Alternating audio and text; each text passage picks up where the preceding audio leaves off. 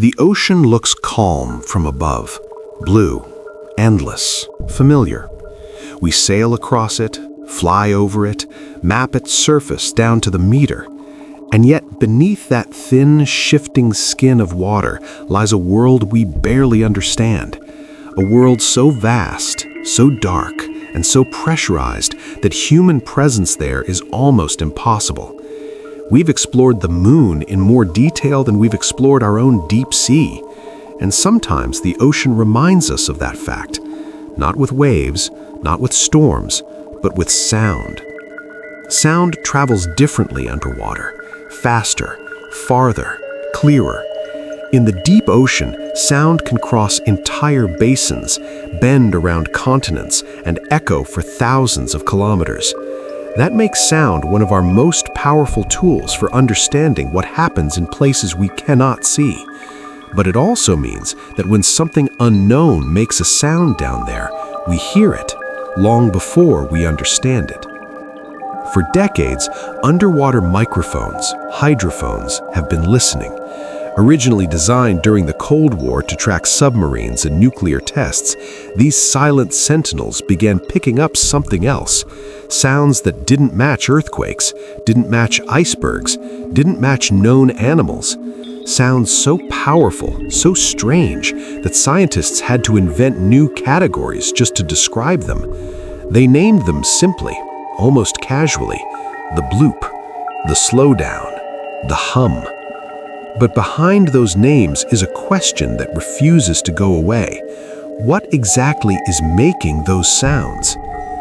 The bloop was the first to capture the world's imagination. In 1997, NOAA scientists detected a sound in the South Pacific unlike anything they had ever recorded.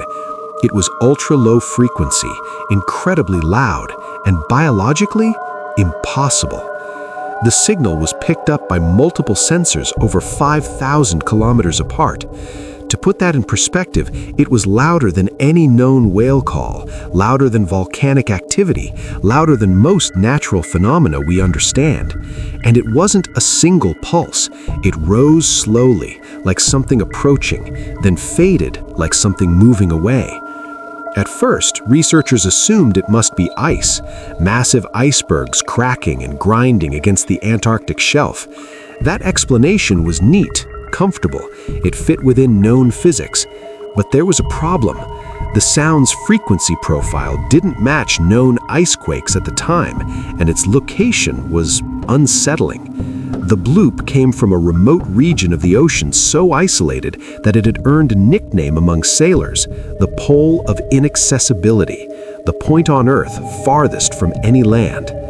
Why would something that loud come from one of the emptiest places on the planet? As news of the bloop spread, speculation exploded. Some suggested undiscovered geological activity. Others pointed to massive underwater landslides. But a more unsettling idea began to circulate quietly, at first only in online forums and late-night radio shows. What if the bloop wasn't geological at all? What if it was biological? To make a sound that loud, an animal would need to be enormous, far larger than the blue whale, the largest creature ever confirmed to exist. And not only large, it would need a completely different anatomy. Vocal structures capable of producing ultra-low frequency waves that could cross an ocean basin, a metabolism that could survive crushing pressure, near freezing temperatures, and total darkness. At first glance, that sounds impossible, until you remember how little we actually know about life in the deep sea. Over 80% of the ocean remains unexplored. Entire ecosystems exist beyond the reach of sunlight, powered not by photosynthesis, but by chemical energy. Creatures there don't follow the rules we're used to. They don't look familiar. They don't behave predictably. Some don't even rely on oxygen the way surface life does. So when we say something can't exist, what we often mean is we haven't seen it yet. Years later, NOAA officially reclassified the bloop as an ice-related sound based on improved data and newer comparisons. And scientifically, that explanation makes sense. But here's the thing about science. It explains based on evidence, not certainty. And the ocean doesn't always give us complete evidence. It gives us fragments, echoes, shadows. And the bloop wasn't alone. In the early 1990s, long before the bloop became famous, hydrophones detected another sound. This one was different. It didn't rise and fall, it didn't crack or grind. It repeated, again and again and again. Scientists called it the slowdown. The slowdown was detected in the Pacific as well, and what made it strange wasn't just its sound, but its rhythm. The signal would gradually decrease in frequency, like a massive engine powering down, over minutes, sometimes hours. It was too slow for earthquakes, too structured for random noise, and it happened repeatedly over several years. No known geological process behaves like that. Some researchers suggested it could be related to volcanic magma chambers cooling. Others pointed to shifting tectonic plates, but none of those explanations fully accounted for the sound's consistency or pattern. And once again, the uncomfortable question returned. Could something down there be moving? Movement creates sound. Massive movement creates massive sound. In water, even subtle motions can propagate far beyond their source. Now imagine a creature not swimming, not darting like a fish, but drifting, pulsing, adjusting buoyancy. A life form so large that its internal movements resonate through the ocean itself. This isn't science fiction. We already know of animals that communicate using infrasound, frequencies below human hearing. Elephants do it on land. Whales do it at sea. Low-frequency sound travels farther, carries more information, and requires less energy over long distances. So the question becomes, what if whales aren't the largest communicators in the ocean? Then there's the hum. Unlike the bloop or the slowdown, the hum isn't a single event. It's persistent, a continuous low-frequency noise detected in multiple oceans around the world. Scientists first noticed it while trying to isolate seismic activity. Instead, they found a background sound, always there, always steady, like the ocean itself was breathing. Some have linked the hum to human activity, shipping traffic, industrial noise, offshore drilling. And yes, human noise has dramatically altered the acoustic environment of the ocean. But here's the problem. The hum was detected in regions far from major shipping lanes. It predates some industrial expansion, and in certain recordings, it changes subtly, almost rhythmically. Not randomly, not mechanically, but organically. This is where hypothesis begins to blur into speculation, and where speculation becomes dangerous or enlightening. What if the ocean hosts life forms on a scale we're not equipped to recognize? Not monsters in the Hollywood sense, no teeth, no tentacles rising from the deep, but entities that function more like living ecosystems, slow, massive, ancient. Creatures that don't hunt but migrate entire ocean systems, that don't chase prey but filter entire volumes of water as they move. We already know of animals that challenge our definitions. The siphonophore, for example, looks like a single organism but is actually a colony of specialized individuals working as one. They can grow over 45 meters long. That's longer than a blue whale. And that's something we already know about. So what might exist deeper, far deeper? There's a concept in marine biology known as cryptic megafauna, animals that are large but elusive, not because they're rare, but because their habitat is inaccessible. The deep ocean isn't just deep, it's layered. Pressure increases, light disappears, temperature drops, and the rules change. Down there, size can be an advantage. Larger bodies retain heat better, move more efficiently, store energy longer. A massive organism could survive on incredibly sparse resources if its metabolism was slow enough. It might move only when necessary. It might vocalize rarely. It might exist on timescales that make human observation almost meaningless. Imagine hearing a sound once every decade and realizing it's part of a migration cycle that spans centuries. Some theorists have gone even further, suggesting that if intelligent non-human life were to exist on Earth today, the deep ocean would be the ideal hiding place, shielded from radiation, protected from impacts, isolated from surface catastrophes, and acoustically rich. An intelligence based not on sight, but on sound. That idea sounds radical, but consider this. The ocean is the largest continuous habitat on the planet. It's been stable for billions of years longer than land ecosystems. If intelligence can evolve anywhere, it would have more time to do so there than anywhere else on Earth.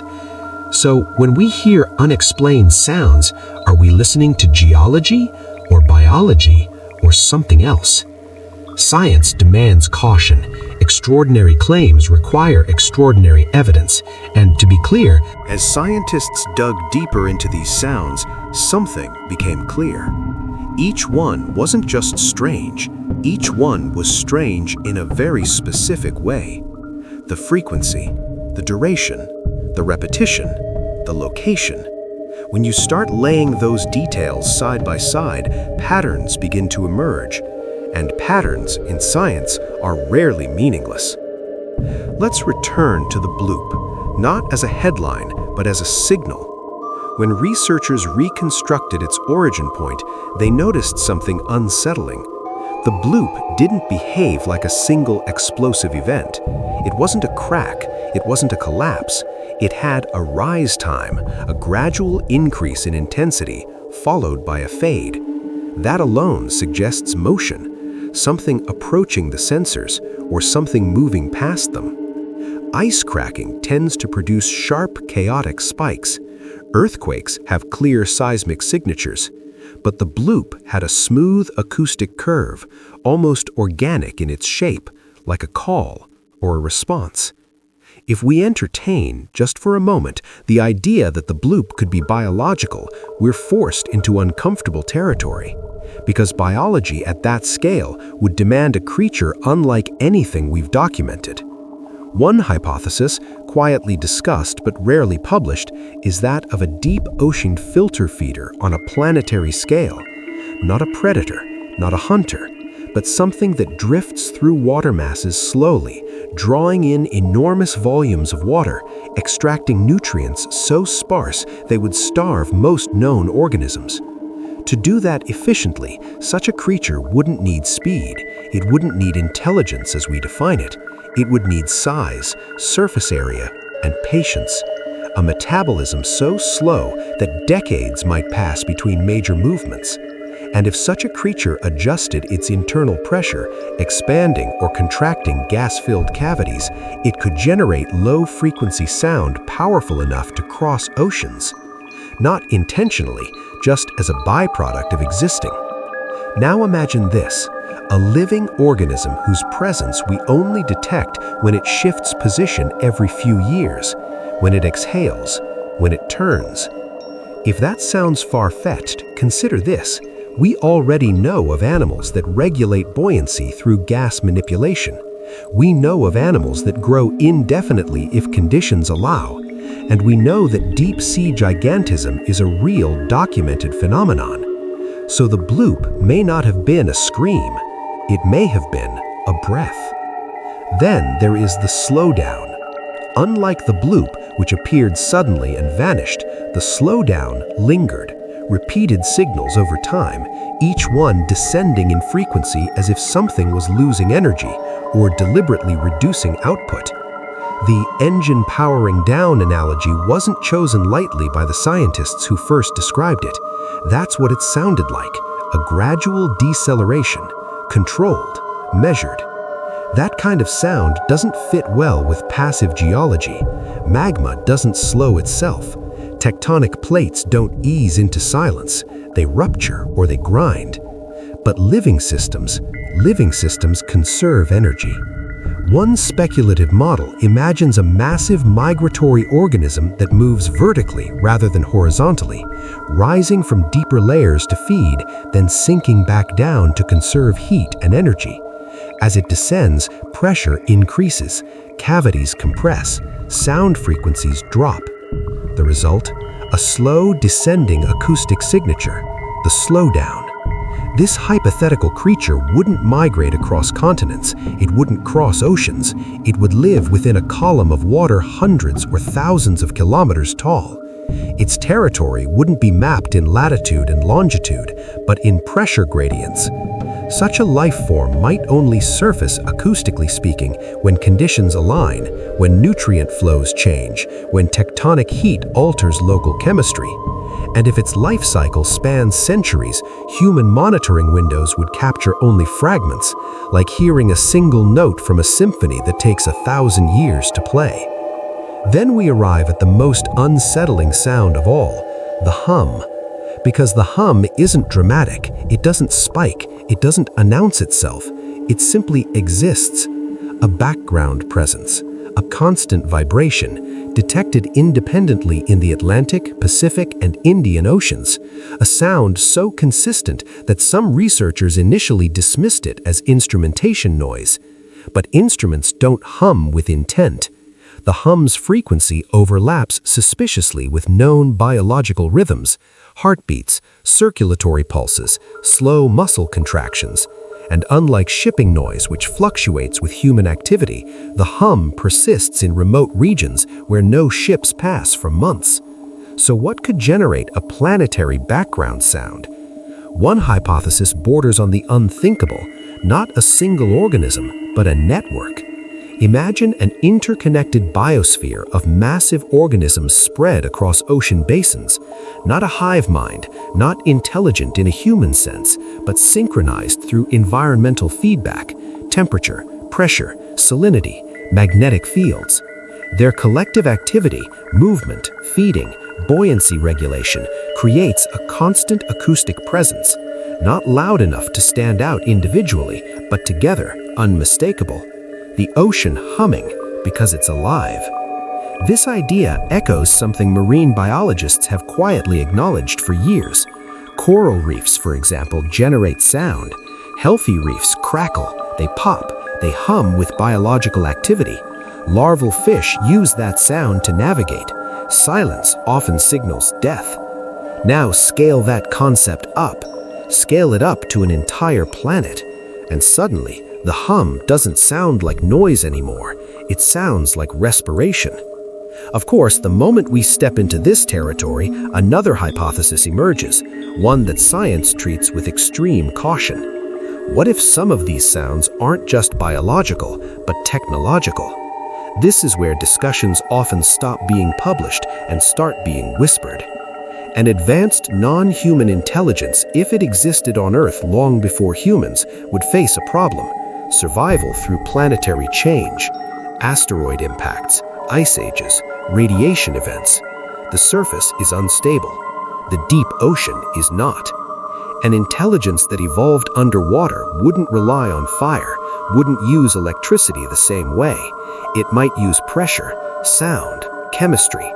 Communication via low-frequency acoustics would be logical, efficient, hard to detect from the surface, and it would be perfectly hidden. We already struggle to distinguish natural underwater sounds from artificial ones, even with modern sensors. If something didn't want to be noticed or didn't care whether it was, it could exist for millions of years without detection. Is there evidence for this? No, not in the way science demands, but there is precedent for our blindness. Giant squid were considered myth until the 19th century. Living coelacanths were thought extinct for 65 million years. Hydrothermal vent ecosystems were unknown until the late 1970s. Each time, humanity assumed absence meant impossibility. Each time, we were wrong. So when we hear unexplained sounds, sounds that don't fit our models, don't repeat on our schedules, don't align with our assumptions, the most honest answer may be the simplest. We don't know yet. The ocean is not just deep, it is old. Older than forests, older than dinosaurs, older than most of the life we consider familiar. It had time to experiment, time to evolve solutions we wouldn't recognize as life, and it doesn't need our permission to exist. Perhaps the bloop, the slowdown, and the hum are nothing more than ice, rock, and water behaving in complex ways. Or perhaps they are reminders that Earth is not fully mapped, not fully understood, not fully claimed, and that somewhere below, in darkness and pressure beyond our tolerance, something may be moving.